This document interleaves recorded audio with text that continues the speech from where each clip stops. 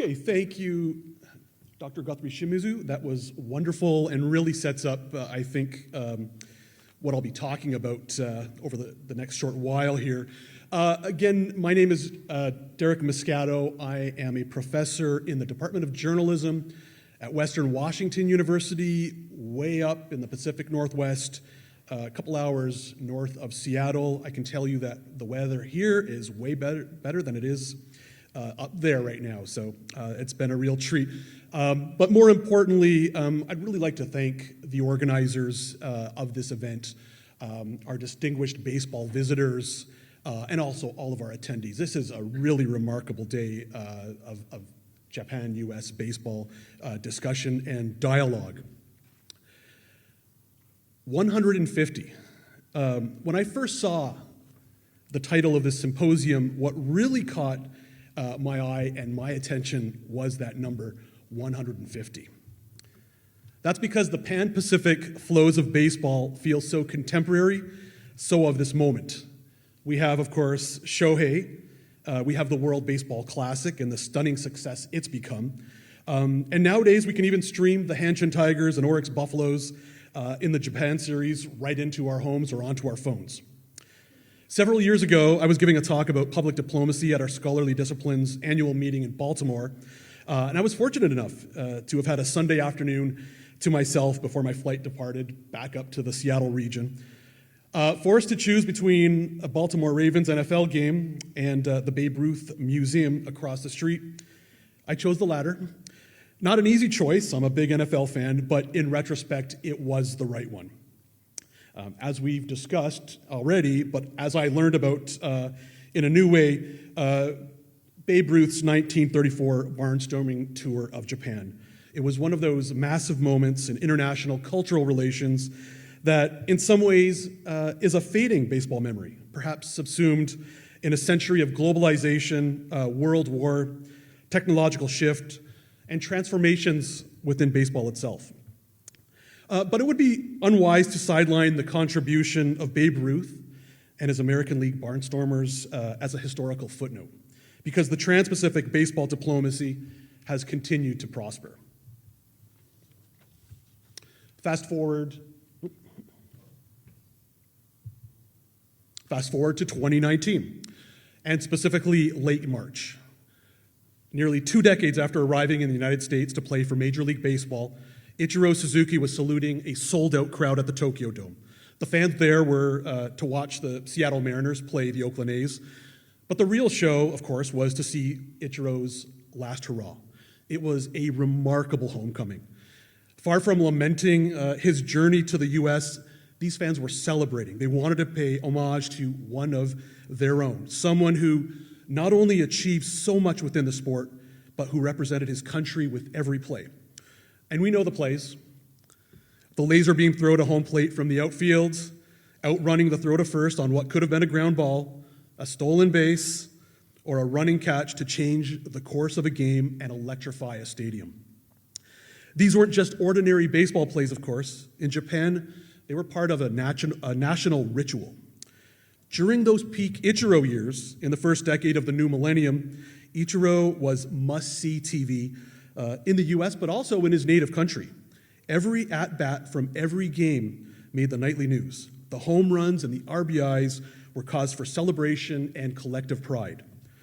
It's true that Ichiro's play on the field became the story in Japan and in the United States. Over time, however, Ichiro's on-field heroics were matched by his larger-than-life persona. There were Ichiro television programs. There was Ichiro advertising. There were the quote books, and the quotes were inspirational, funny, quirky. They were clipped by journalists, and they were republished in books and magazines published in multiple languages. Not that Ichiro seemed to need or want much of that attention. What he wanted, and this is really true for the duration of Ichiro's career, was to play with his teammates, to compete at the highest level, and to embrace the traditions and rituals of baseball. With Ichiro, it was always about the craft of the sport, respect for the organizing principles of the game, its structure, its traditions, its DNA. In other words, its roots in Japan and the United States.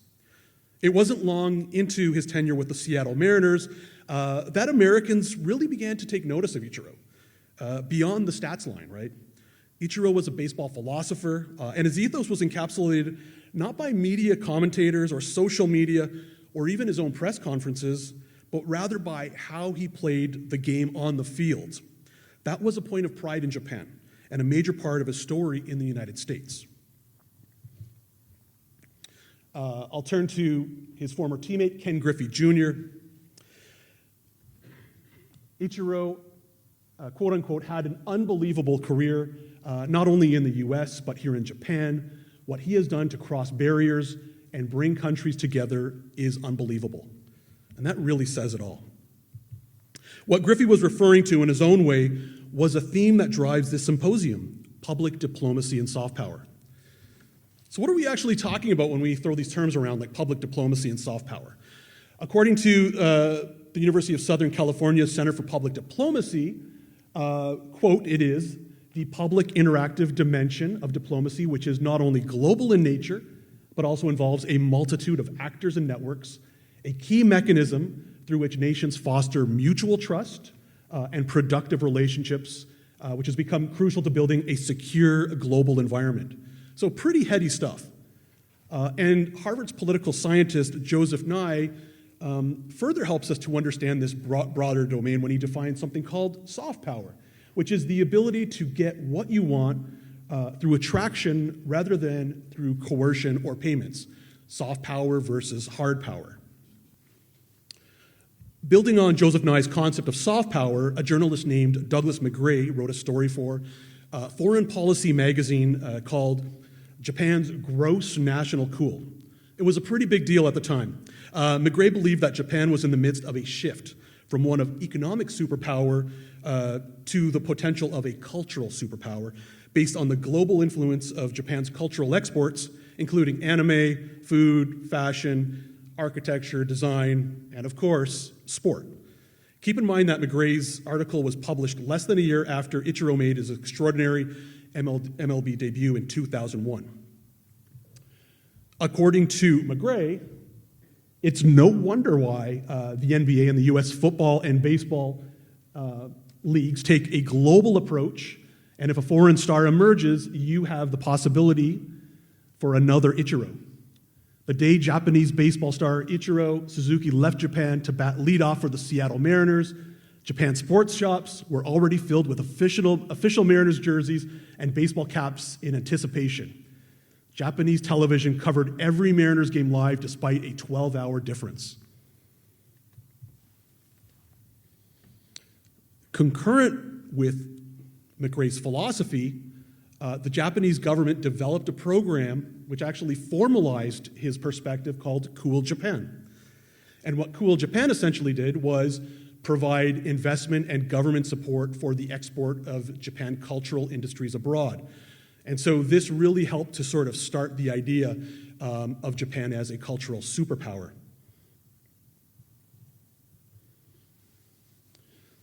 And of course, at the same time, the Cool Japan concept really built upon this longstanding tradition of baseball diplomacy between Japan and the United States. Returning to Joseph Nye, a country expresses its values in what it does and what it communicates, and this is true in high culture and also in sport. And so Nye really applied the soft power concept to sport specifically. We've heard, of course, about Professor Wilson's introduction of baseball to Japan in the 19th century, and of course, that remarkable era during the 1990s and into the 2000s with this influx of true Japanese all-star players into the MLB. But also, scholars have increasingly looked at all of this, and they're interested in these transnational discourses, and also looking at how baseball serves as a lens into two countries' respective customs and traditions, and how this has really become an arena for navigating different languages and different environments. Okay, and so an example of this from way back in the 1980s was this movie, Mr. Baseball. It's a little bit cheesy, but actually it's a pretty remarkable film for its time. It really is captures a cultural moment. And in that movie, of course, it's an American baseball player who goes over to Japan And there's a lot of sort of tension in the beginning, and eventually the challenges are overcome and they turn into personal and professional triumphs. With Ichiro, of course, the inversion has been true, and we already heard about the author Bob Whiting and what a remarkable book he has written, and You Gotta Have Wa. In a follow-up book he wrote about Ichiro, Ichiro gave Japan status and esteem. He showed how the Japanese ball player could compete on the same playing field with American major leaguers and excel. And so really what we see is Ichiro sort of inversing that 1980s sort of mythology and equation and bringing the Japanese player to the United States with a real successful template. So one of the nice things about the Pew Research Center, which is a major sort of collector of survey data nationally, is that they actually make their survey results available to people like myself who want to sort of further interrogate the data. In conjunction with Sasakawa Peace Foundation, they actually ran an impressive survey of 1,000 Americans asking in-depth questions about Japan-U.S. relations, including Americans' view on Ichiro. It's an amazing thing, and of course they were kind enough to share their survey results with me. I recategorized the data to learn more about the connections between views on Ichiro and larger aspects of the U.S.-Japan relations. This was research that was presented initially for the Japan-U.S. Communication Association. It was eventually published in the Hague Journal of Diplomacy. It's behind a paywall, but if you email me, I'll happily share it out with you. But I just want to talk briefly about what the results showed. It was that an awareness of and affinity for Ichiro by Americans was associated with feelings of goodwill for Japan across the board, desire for more trade, feelings of closeness, respect for Japanese innovation and business, and even plans to travel to Japan for culture or a holiday. So Ichiro was part of this larger wave of transformed and rising public opinion about Japan in the United States. And this affinity has left a larger impact for Japan as well. And I think about Japan's incursion into major global sporting events, a case in point being the Tokyo 2020/2021 Summer Olympics. And Japan's really hosted a number of international sporting diplomacy events as part of their embrace of sport and diplomacy. But I also think about the legacy of the late Shinzo Abe. This recognition of the power of baseball diplomacy was recognized early and regularly by the late Prime Minister, who truly maintained good relations with several U.S. presidents and embodied what was possible through culture and through sport. He knew what it meant to his citizens and to baseball fans globally to, as in this photo, share in the success of Japan's contribution to a Red Sox World Series championship, just as he celebrated Ichiro's all-time hits record in 2016, a remarkable milestone that recognized his success in 2 leagues across the Pacific. And so that crossroads of Ichiro's impact and Shinzo Abe's prime ministership during this transformative era for Japan, I think is one that historians will surely grapple with and be very interested by in the future. All right, this is my final slide, and I think this image says it all. It's one of the greatest of all time, fist pumping, one of the greats of the present and future, himself a future Hall of Famer. But the image also carries the sense of responsibility that they both carry in bridging that relationship between their home country and the United States. I stress the word responsibility here because for the players, the coaches, the managers from both countries who engage internationally, there's a requirement for courage, for leadership, for going against the grain, for having that work ethic to get the job done. Flying to Virginia yesterday, I had the chance to finally read Showtime, Shohei Ohtani and the Greatest Baseball Season Ever Played by LA baseball writer Jeff Fletcher. It's a remarkable book, in great part because it's a reminder that every breakout star from Japan, Ohtani included, is immersed in a rich baseball lineage that connects all of these players coaches, managers from multiple generations. Through diplomacy, we know they transcend space, but we also learn that they transcend time. Along with this picture, I also think about that iconic image of Ichiro waving goodbye to the fans at Tokyo Dome in 2019 that I showed you earlier. We've arrived at a time when transnational flows of athletes and fandom are almost taken for granted. As Ichiro waits for his call to Cooperstown, it provides us with an opportunity to ponder his own legacy. I make the case for four enormous contributions to US-Japan public diplomacy on the part of Ichiro. First, as some of the research discussed shows, he was part of that cultural impact that saw US-Japan relations prosper for the better part of 2 decades. Ichiro was a cultural intermediary who espoused a philosophy of binational success and the embodiment of what was possible through mutual exchange and cross-cultural learning. Secondly, there was the mark that he left on Japan. To echo Bob Whiting's point, Ichiro proved that Japan could compete on a larger stage of culture and sport. He paved the way for his fellow athletes, but he also served as a metaphor for Japan's influence in arenas like cinema, food, architecture, and design. Keep in mind that he emerged when Japan was in the midst of a long-running and morale-busting recession. Ichiro helped to change the narrative. Third, and I haven't had a chance to speak to this yet, but Ichiro left a remarkable public diplomacy legacy in the Pacific Northwest. In spite of the enduring love of the fans, it wasn't always easy for Ichiro in Seattle. The media could be fickle, and those Mariners teams had their ups and downs. But there is no question that Ichiro is an integral part of Seattle sports identity, and by extension, Seattle's identity, period. Finally, there was the impact on baseball itself. Probably, I think, the one thing that Ichiro would care about the most here.